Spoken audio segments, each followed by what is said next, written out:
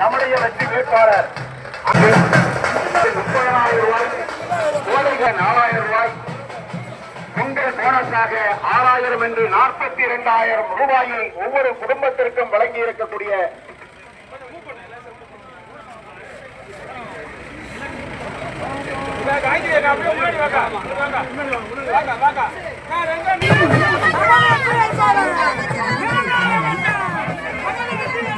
வீட்டு பிள்ளை மாண்புமிகு அமைச்சர் அண்ணன் கே.என். நேரு அவர்கள் இதோ வருகிறார்.